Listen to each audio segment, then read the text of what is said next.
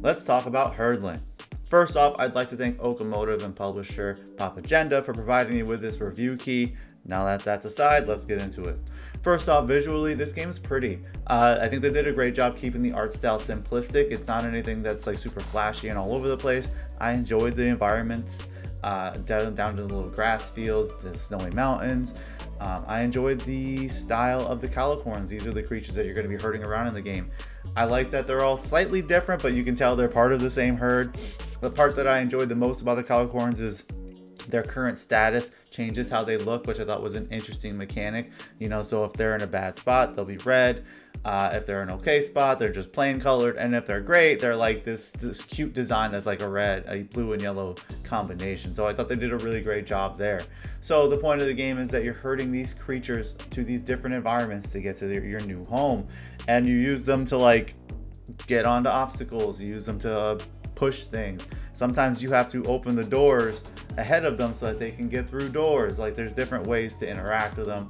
I think my only complaint about interacting with them is that you don't actually get to ride them until like way later into the game. So there's a little bit of a disappointment on that aspect. But and then also there was a little bit of a disjointedness between the camera and the character movement. It almost felt like you were driving a forklift. How when you turn, the back kind of spins. That's how it felt interacting with the calicorn. I guess I've seen people attribute it a little bit to like a RTS, because you do have to like press the R2 button and it points to where you want them to go, but you can hold it and like it will continuously guide them, which does seem like it's going to be super slow paced, but there is a mechanic that allows you to speed it up. It's like their boost mechanic, we'll call it, that allows you to move a little bit faster, but they have to be at a good state for that to happen. Then there's also like these owls that you do meet late in the game, because there really isn't much combat. I think the closest you get to combat in this game is the stealth aspects of it, where you have to move around this environment without hitting these bushes that will piss the owls off, and then they attack your calicorn. Unfortunately, I did lose one, RIP Mufasa, but it wasn't overall challenging. You can move around it if you're careful. Just sometimes the AI gets a little bit wonky, which is another downside to it. Is I would point in a direction and they would just kind of like spin around in a circle and get super confused, and then somebody would hit a bush. So I guess that's my only real complaint as far as gameplay goes. Outside of that, it was fun. Each environment has a different way to interact with it in small ways. One environment might have you sneaking around these owl characters, and then another environment has you withstanding like wind. And there's also an environment that has the ice cracking, so you have to like kind of maneuver around these different spots on it.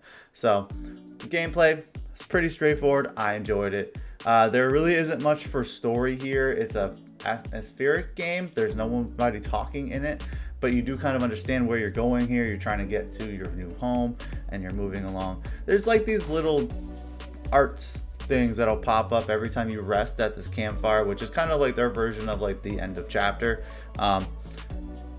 I didn't really understand them entirely, if I'm being honest with you. I thought they were cool to look at, but I wasn't sure what they were trying to implicate for the story. But again, this is a purely atmospheric experience. If you've played any of Okamoto's games in the past, like Firewatch or Far, you'll understand what I'm talking about. Overall, Herdling is a pretty good game. I think the developers did a fine job visually. I love the design of the environments. I love the small details they pay attention to when it comes to like the wind blowing.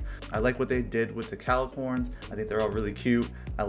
My favorite part about it actually is how they change how they look depending on what state they're in. Gameplay wise, it's pretty simplistic. You're herding these creatures, trying to get to new locations. You're using them to solve puzzles, which I didn't find any of the puzzles to be overly difficult, which I appreciate. This game is supposed to be atmospheric, so I don't believe that it's supposed to be an overly challenging game, and I love that about it. Story wise, not much to say here. It's an atmospheric experience, so like there really isn't much of a story to talk about. Nobody talks in the game. There's little bits of paintings you find around that kind of give you an idea of what's going on. There's a spiritual being that continuously pops up that I don't think you ever actually meet. Maybe you are that spiritual being. But when it pays off, it does pay off in the end, just getting to the final new area in it, and you're like, okay, so this was the goal all along. And there's implications at the end that I won't really talk about here. So if you're somebody that likes games that are simple, not overly difficult, and personally I don't feel like they waste your time, check out Herdling. It's a game that I would strongly recommend. It's on Game Pass if you're not somebody who's willing to buy a game like this. Yeah, let me know what you guys think down below. If you're somebody who's played Herdling, let's talk about it. Tell me what you think about it. What did you get out of it? Maybe there's something I'm missing here. Peace.